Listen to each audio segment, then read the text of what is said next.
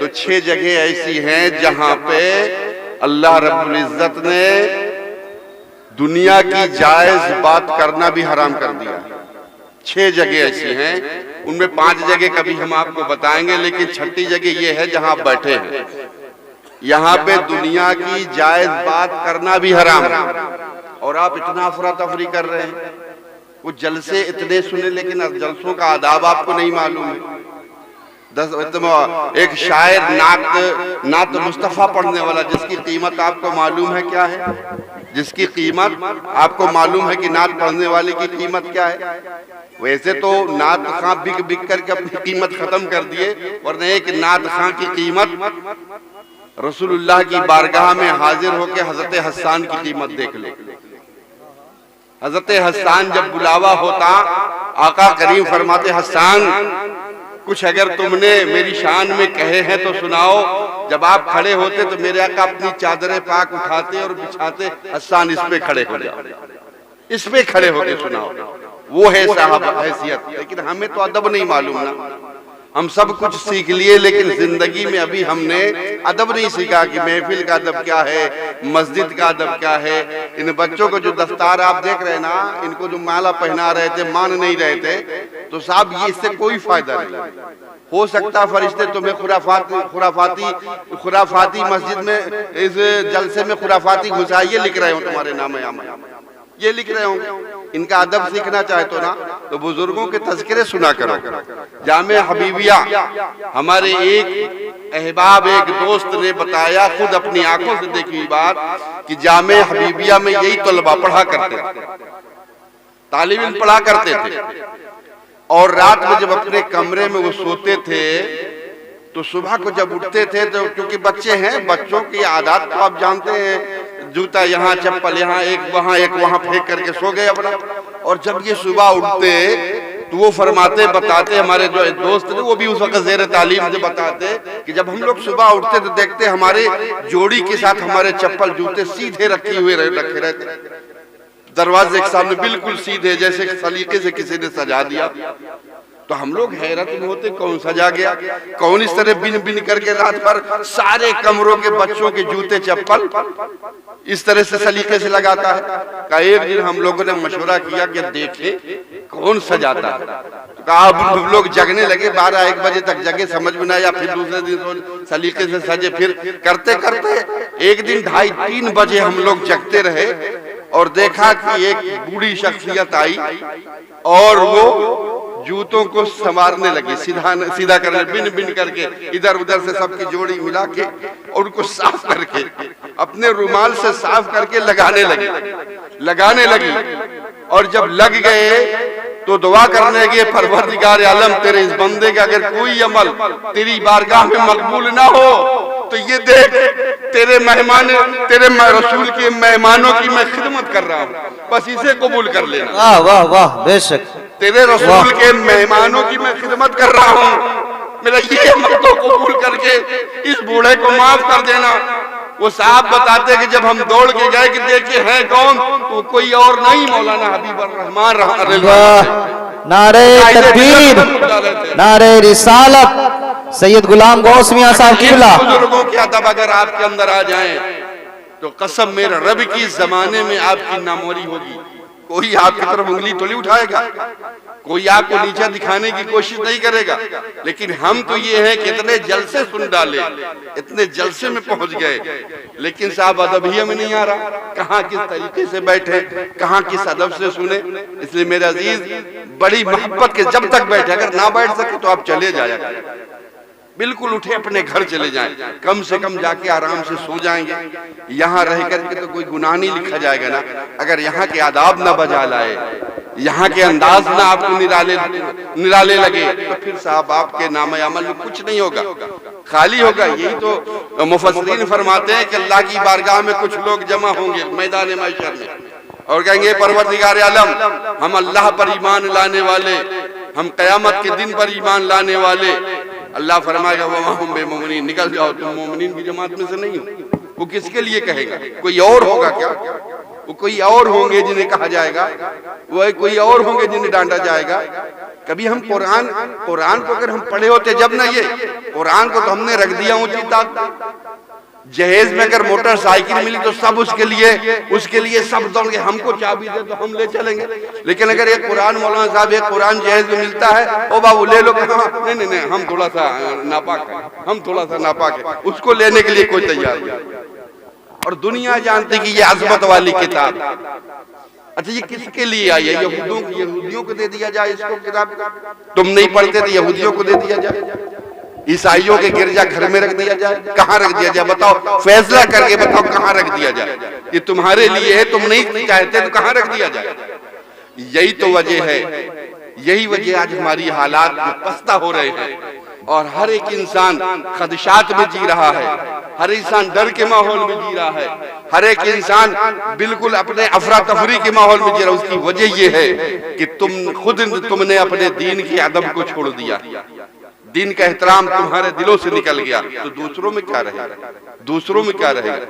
कभी आलम ये था कि अगर एक ईसाई जज के सामने अगर मुकदमा होता था, वकला बहस करते थे और वो जज के सामने फाइल होती थी और उस फाइल में किसी फरीक की तरफ से किसी ऐसा गवाह होता था जिसका नाम मुस्लिम होता था, मुसलमान होता था, तो ईसाई जज तमाम बहस को सुनने, तमाम वक्त जाय करने से पहले कहता कि ऐसा है जिधर ये मुस्लिम गवाही दे रहा मैं उसी फरीक के लिए फैसला किए देता। वकील कहते क्यों? अभी आपने तो बहस सुनी नहीं है, जिरे सुनी नहीं है, आपने तो अभी कोई गवाह की बात नहीं सुनी है, क्यों फैसला करेंगे आप? कहा इसलिए कि तमाम जिरहा बहस सुनने में वक्त को जाया करने से कोई फायदा नहीं है। जिस तरफ मुसलमान गवाही दे रहा है ये साबित है कि मुसलमान झूठ नहीं बोलता है, इसीलिए सद गवाही दे रहा है, उसी का फैसला कर देते। कभी हमारा वेकार हुए था, कभी हमारी अजमत वो थी, इसलिए कि हम थे उस लायक। और आज अगर कोई भी कांड हो जाए तो ढूंढा जाता है कि मुसलमान तो नहीं इसमें शामिल, कोई अहमद तो नहीं है, कोई रजा अहमद तो नहीं है, कोई मोहम्मद तो नहीं है, कोई आलम तो नहीं है, ये ढूंढा जाता है। इसलिए कि तुम हो ही इस लायक, अपने आप को इस लायक क्यों नहीं बताते, क्यों नहीं बनाते कि लोग तुम्हारी दुश्मनी करें? दुश्मनी तो उस वक्त से जब इस्लाम दुनिया में आया, हजरत आदम तशरीफ लाए तो शैतान ने शुरू कर दी दुश्मनी से डर नहीं है, दुश्मनी से डर नहीं है। डर ये है कि दुश्मन तुम्हें जान से मारने की धमकी दे, जान से मारने की कोशिश करे। कोई बात नहीं, दुश्मनी है, वो तकाजा ईमान है, वो हक व बातिल की जंग है। लेकिन तुम्हारे कैरेक्टर पर कोई उंगली उठा दे, ये तुम्हारी अपनी जिम्मेदारी, ये अपनी जिम्मेदारी है। अबू जहल से किसी ने पूछा था कि अबू जहल ये बता कि तू मोहम्मद को क्यों नहीं मानता, क्यों नहीं उनका कलमा पढ़ता, क्यों उनकी जान का दुश्मन बना है? उसने कहा कि मोहम्मद मुझे भाते नहीं है, उनकी ये बढ़ती हुई कद मुझसे बर्दाश्त नहीं है। मैं मक्के का अमीर हूँ, मैं चौधरी था, और अगर उनका नाम ले लिया, कलमा पढ़ लिया तो मैं तो नीचे हो जाऊंगा ना, और ये मुझसे बर्दाश्त नहीं, मैं उनको मिटा देना चाहता। वो मुझे फूटी आग नहीं भा रहे, मैं उनको मिटाना चाहता। तो उसने पूछा अच्छा ये बता, तू उनके जान का दुश्मन बना हुआ है, लेकिन मोहम्मद के कैरेक्टर के बारे में बता दे, उनके चाल चलन के बारे में बता दे। तो अबू जहल ने सर झुका के कहा था, देखो मैं दिन रात उनको कत्ल करने की कोशिश करता और ढूंढता रहता हूँ, लेकिन अगर चाल चलन की बात करता है ना तो किसी से बताना मत, मैं तुझसे बता रहा हूँ, मोहम्मद से ज्यादा शरीफ हमारे मक्के में आज तक पैदा ही नहीं हुआ। मोहम्मद से ज्यादा हमारे मक्के में पैदा ही नहीं, बेशक मोहम्मद से ज्यादा शर्म हया वाला आज तक मक्के की धरती ने देखा ही नहीं है, किसी माँ ने जना ही नहीं है। ये तुम्हारा, अगर उनके उम्मती हो तो तुम्हारा दुश्मन भी तुम्हारी कैरेक्टर की गवाही दे। इस लायक बनाओ अपने को। और ये कहाँ से सीखोगे? यही जलसों से सीखोगे। और जब यही तुम आके बिगड़ जाओगे तो फिर सिखाने की जगह क्या? यहीं आके बिगड़ोगे तो कहाँ सीखोगे? फिर कहाँ सीखोगे? बारात की महफिल में सीखोगे जहाँ डीजे पे डांस कर रहे हो, वहां सीखोगे अदब? कहाँ सीखोगे? ये जलसा ही एक ऐसा हमारे लिए प्लेटफॉर्म था जहाँ पे हम दीन के अदब सीखने के लिए बुलाए जाते और सीखते, और वहां भी हमने हंगामा मारा, ये शुरू कर दिया। वहां भी हमने अफरा तफरी शुरू कर दी। इसलिए दुआ करो अल्लाह से कि अल्लाह तबारक तआला इन जलसों के आदाब हमें बजा लाने की तौफीक अता फरमाए। अगर हमने बजा लिया तो इंशाअल्लाह इनकी बरकतों से हम माला माल होंगे, इनकी बरकतों से हम माला माल होंगे। एक मरतबा दुरूद पाक पढ़े, सल्लल्लाहु अलैहि नबी उम्मी व अला आलिहि वसल्लम सलातु व सलाम अलैहि या हबीबी या रसूलल्लाह सल्लल्लाहु अलैहि वसल्लम। रब तबारक तआला कुरान मुकद्दस में इसी जिंद में इरशाद फरमाता है, अलिफ लाम मीम अहसबन नासो अन युतरकू मन यक़ूलू आमन्ना व हुम ला युफ़्तनून। ए लोगों, अपने मुंह के इस घमंड में मत रहना कि तुम्हारे मुंह के कहने से अल्लाह मान लेगा कि तुम मुसलमान। अल्लाह कुरान में कुरान खोलो ना, तुम्हें सब रास्ता मिल जाएगा। कुरान का आलम तो ये है, अभी हम नौजवानों से पूछ ले, नौजवानी है, जोश का आलम है। बाबू तुमको याद है तुमने कुरान कब पढ़ा था? तुम में से किसको याद है? बताओ कब तुमने कुरान खोला था? किसको किसको याद है? कब खोला था कुरान? अगले रमजान में। लो साहब, ये है कुरान की तौकीर। अल्लाह किसके लिए है कुरान? बताओ ना, दे दे यहूदियों के यहाँ पहुंचा दिया जाए, निकाल दिया जाए अपने घर से, ईसाइयों के गिरजा घर में रख दिया जाए। हाय रे नबी को उम्मती, जिसके लिए नबी पूरी जिंदगी रोते रहे, या रब हबली उम्मती, या रब हबली उम्मती। ये उम्मत इतनी बेवफा हो जाएगी। गुम्बद खजरा से हमारा ही तो अकीदा है ना, देवबंद का नहीं अकीदा। हमारा अकीदा है कि हमारे हुजूर, हमारे नबी हमेशा हमें मुलाहिजा फरमाते हैं। हमारे हर अमल फरिश्ते उनकी बारगाह में पेश करते हैं। सुबह से शाम तक के अमल हुजूर की बारगाह, हुजूर ये आपके फला उम्मती का, फला गांव का रहने वाला, उसका ये अमल है, पेश होते। हुजूर उसको देख के कितना खुश होते होंगे। तुम्हारा ये हरकत देख के कि कुरान नहीं पढ़ता, मोबाइल दिन रात चलाता है। और मोबाइल भी चलाने का मतलब ये है उसमें ऐसी ऐसी चीजें चलाता है कि शैतान भी भग जाता होगा तुम्हें देख के कि क्या क्या चला रहा है। उस शैतान भी भग जाता। शैतान ने तुम्हारा साथ छोड़ दिया, मोबाइल तुम्हारा साथ पकड़ लिया, दे दिया तुमको एक अलग, लो हमारा काम हो रहा है। इतनी हरकतें गंदी तुम्हारी। उसकी जो अपने आप को मसलके आला हजरत का दावेदार बताए, जो अपने आप को गौस का दामन न छोड़ने वाला कहे, जो अपने आप को ख्वाजा का न दामन छोड़ने वाला कहे, उसकी ये हरकत है कि मोबाइल में बेशर्मी की हद कर दी। पहले तो माँ बाप को डर होता था कि मेरा बेटा रात 12 बजे दूसरों के मोहल्ले गली टोले और घूमता रहता, कहीं बिगड़ न जाए। लेकिन आज खतरा सताता है कि बेटा घर के अंदर कमरे में बंद है और मोबाइल है, तो बाप का दिल धड़कता है कहीं बेटा बिगड़ न जाए, कहीं और बेटी बिगड़ न जाए, मोबाइल साथ में। इतने खतरे वाले सामान को लेके और दिन रात तुम्हारे हाथ में है। और अल्लाह का कलाम जिसने तुम्हें अहद किया था, दावा किया था, वला तहनु वला तहजनु व अंतुम लाउना इन कुंतुम मुमिनीन, गम मत करना, तुम ही सरबुलंद रहोगे, शर्त है कि तुम मोमिन बने रहना।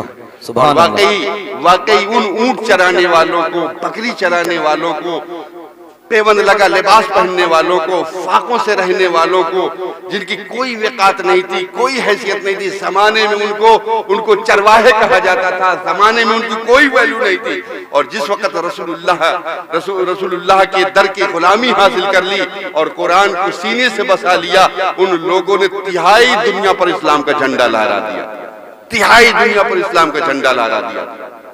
इसलिए पता ये चला कि दौलत और सरवत से हमारा कुछ बनने वाला नहीं। हमारा अगर कुछ बनेगा तो कुरान के एहतराम से बनेगा, कुरान की अजमत से बनेगा। इसलिए आप ना जानते हो तो एक दफे अपने कान में इस आवाज को ले लो। इलाहाबाद का रहने वाला, इलाहाबाद में एक शख्सियत जिसके नाम से पूरा इलाका थर्राता था, जिसका सिर्फ एक बड़े से बड़े व्यापारी के पास पहुंच जाइए और लाखों का सामान ले लीजिए और सिर्फ इतना कह दीजिए कि हम भाई के आदमी हैं, उसकी जबान गुंग हो जाती थी पैसा मांगने के लिए। हक है, बेशक बेशक, उसकी जबान गुंग होती थी पैसा मांगने के लिए। वो कह नहीं सकता था कि मुझे पैसा दो तब ले जाओ, इसलिए कि भाई का आदमी चाहे झूठे वो कह दे, लेकिन वो डरता था कि अगर झूठ के चक्कर में फंस गया तो मेरा तो सब कुछ बर्बाद। ये हालत थी, ये दबदबा था। 8000 करोड़ की पारापर्टी थी उसकी, लेकिन आज उसके बच्चों को सर छुपाने का कोई मकान नहीं मिल रहा है। उसकी बीवी बिल्कुल लापता, पता नहीं कहाँ चली गई, ठहर गई, उसको सर छुपाने की जगह नहीं मिल रही। ये अल्लाह दिखा रहा है कि दौलत से तुम्हारी वकार नहीं बनेगा, प्रॉपर्टी तुम्हें इज्जत नहीं देगी, अगर प्रॉपर्टी इज्जत नहीं देगी और उसी धरती पर, उसी इलाहाबाद की सरजमीन पर न जाने कितने हजारों बरस से एक बुजुर्ग आराम फरमा है। आज पूरा इलाहाबाद जैसे पहले वैसे अब कयामत तक उनकी बारगाह में सरनगू हो रहा है, झुक रहा है। उनकी वैल्यू में कोई कमी नहीं, उनके विकार में कोई कमी नहीं। अल्लाह ने दिखा दिया कि तुम्हारा विकार मेरे नबी की गुलामी से है, इस्लाम के वकार से है। इसलिए मेरे अजीज साथियों, अपने आप को पहचानो कि तुम उस कौम से ताल्लुक रखते हो जिसका खुतबा कुरान में अल्लाह ने पढ़ा है, जिसकी तारीफ कुरान में की गई है, बेशक हक जिसकी है, तारीफ मुस्तफा ने की है, जिसकी तारीफ बुजुर्गों ने की है, वाह वाह, जिसकी तौसीफ जो है बयान की गई है, तुम उनसे ताल्लुक रखते हो और अपने आप को इतना नीचे गिरा रहे हो, इतना नीचे गिरा रहे हो कि जलसों में देखकर भी तुम्हें हैरत होती है कि ये वही लोग हैं जिसे कुरान में पढ़ा जाता है, जिनके बारे में कुरान में अल्लाह ने फरमाया था कुंतुम खैरा उम्मतिन उखरिजत लिन्नास, तमाम उम्मत में बेहतरीन उम्मत तुम हो, अफजल उम्मत तुम हो, तुम्हारे लिए कहा गया है। इसलिए अपने आप को संभालो। और उसकी वजह ये बेकार की है कि आज दुनिया हम पर हंस क्यों रही है। यमन के मुस्लिम मोहल्ले में एक यहूदी रहा करता था, मुस्लिम मोहल्ले में एक यहूदी रहा करता था जिसका नाम यहिया था। उसे लोग प्यार से मोहल्ले के नाते यहिया चचा कहा करते थे। जिस तरह मुसलमानों के यहाँ इबादत का दिन एक जुमा मखसूस है, जुमा कि एक बड़ा दिन माना गया, आजमत वाला दिन है, और जो पांचों वक्त रोजाना नहीं पढ़ता वो भी जुमा के दिन नहा धो करके इतर उतर लगा के पहुंच जाता है। तो इसी तरह यहूदियों के यहाँ भी कुछ इबादत के दिन मखसूस है, और वो यहिया अपनी इबादत गाह का इमाम था और हफ्ता के दिन की अपनी इबादत में जाना और जुमा के ही दिन था, जाना चाहता था। तो उसने एक ड्राइवर, मुस्लिम ड्राइवर, मोहल्ला मुसलमानों का एक ड्राइवर को जो गाड़ी चलाता था, मुसलमान नौजवान, उसको बुलाया, कहा बाबू आज हमारा इबादत का दिन है और मैं ही इमाम हूँ वहाँ का, मुझे टाइम से पहुँचना है वरना मेरे मुक्तदी जो होंगे वो थोड़ा जो है परेशान हो जाएंगे, तो मुझे वहाँ चलना है। वो उनकी, और मगर फर्क ये है कि हमारी आपकी इबादत के लिए कि अपने गाँव के मोहल्ले में जुमा पढ़ लो, दूसरे गांव के मोहल्ले में पढ़ लो, जहां चाहो वहां, जहां मस्जिद है वहां पढ़ लो। लेकिन यहूदियों के यहाँ ये नहीं है। उनके यहाँ एक जगह मखसूस है कि अगर इबादत करना है तो सारे लोगों को वहीं आना है, हर जगह वो इबादत नहीं कर सकते, ये मखसूस है उनके लिए, मखसूस है ये। तो कहा वहां मुझे जाना है और यहाँ से 200-250 किलोमीटर है, आपके पास गाड़ी है, ड्राइवर है, मुझे वहां छोड़ देंगे, जो मुनासिब किराया हो ले लेंगे। तो ड्राइवर ने कहा ठीक है छोड़ देंगे, क्यों नहीं छोड़ेंगे, हमारा काम ही है लेके चलना। आप ऐसा करिए 5000 रुपया दीजिएगा, 5000 दीजिएगा, आपको हम छोड़ देंगे और वहाँ घंटे इंतजार भी करेंगे, आपको वहाँ लेते भी आएंगे। ठीक है, तय हो गया। उसके बाद कहा कब चलोगे, कहा बस देखिए आधा घंटे बाकी है, अजान हो जाए, जुमा का दिन है, हम नमाज पढ़ ले, उसके बाद फौरन आपको लेके चलेंगे। जिसने कहा बाबू 2.5-3 घंटे तो रास्ते का लगेंगे और 1 घंटे 1.5 घंटे आप ये लगा दोगे, और कहीं ऐसा न हो कि जरा सा भी देर हो जाए, भाई इबादत का मामला, अगर जरा सा देर हो जाए, टाइम पास हो जाए तो बड़ी, तो फिर मेरी तो हंसी मजाक उड़ जाएगा, लोग नाराज हो जाएंगे। ऐसा करो पहले निकल चलते हैं। कहा बस अजान होने वाली है, बस जुमा पढ़ ले। कहा ऐसा करो बाबू 5000 तुम मांग रहे हो ना, हमसे 10,000 एडवांस ले लो, 5000 और ले लो, और तुम इसी वक्त अब चल दो, इसलिए कि अगर हम देर हो गई तो बड़ा फिर मामला गड़बड़ हो जाएगा। अब जो 10,000 हाथ में एडवांस रख दिया, 5000 की जगह मास्टर साहब 10,000। अब इसने कहा तो फिर ठीक कर दूं, थोड़ा रुको मैं कपड़ा बदलता हूँ। अंदर गया, जल्दी से अपना कपड़ा बदला, चाबी लिया, घर में बताया कि जा रहा हूँ मैं, आके बैठा, चल दिया, लेके उसको चल दिया। रास्ते में यहिया जो है उस मुस्लिम ड्राइवर को पैगंबर इस्लाम की बातें बता रहा, इस्लाम की बातें बता रहा, तारीफें कर रहा, नबी की बातें बता रहा, तारीफें कर रहा। अब ड्राइवर बड़ा फिक्र में कि यहूदी होकर मेरे नबी के बारे में इतना जानता, उतना तो मैं नहीं जानता, है ना, उतना मैं नहीं जानता। अब जब आखिर चलते चलते चलते उसने कहा कि भैया चचा, आप जब हमारे नबी की इतनी तारीफ, इस्लाम की इतनी तौसीफ बयान कर रहे हो, तब उम्र की इस दहलीज में पहुंच गया कि पता नहीं कब मलकुल मौत आए लेके चल दे, तो क्यों नहीं मुसलमान हो जाते, मुसलमान क्यों नहीं हो जाते। इसलिए इतना जब तुम जानते हो उतना तो मैं नहीं जानता जितना आप जानते, तो क्यों नहीं मुसलमान हो जाते। तो सिय्या ने कहा कि बाबू काका मैं मुसलमान हो जाऊं? अरे मुझे दावत दे रहे हो मुसलमान होने की, पहले तुम तो मुसलमान हो जाओ, पहले तुम तो मुसलमान हो जाओ। कहा मैं क्यों, मैं तो मुसलमान हूं ना, मेरे अब्बा अब्दुल रहमान है, मेरे दादा अब्दुल सलाम थे, मेरे मुसलमान होने में कौन सा शक है? कहा वो तो हमने देख लिया, वो तो हमने देख लिया तुम्हारा मुसलमान होना, कि मैं अपनी इबादत के लिए 5,000 की जगह 10,000 खर्च करके जा रहा हूं और तूने 5,000 में अपना जुमा बेच दिया मेरे हाथ में, 5,000 में अपना जुमा बेच दिया। जिस जुमा के बारे में तेरे ही नबी की फरमान है, तेरे ही नबी ने बशारत दी है कि अल्लाह रब्बुल इज्जत फरमाता है हजरत जिब्रील से कि जिब्रील अगर मेरे महबूब की उम्मत 2 रकात नमाज जुमा तमाम कमियों के साथ, तमाम गलतियों के साथ सिर्फ 2 रकात नमाज जुमा की पढ़ लेगी, ते में जिब्रील मेरा वादा है कि मैं उसके सारे खताओं को माफ करके जन्नत में दाखिल कर दूंगा।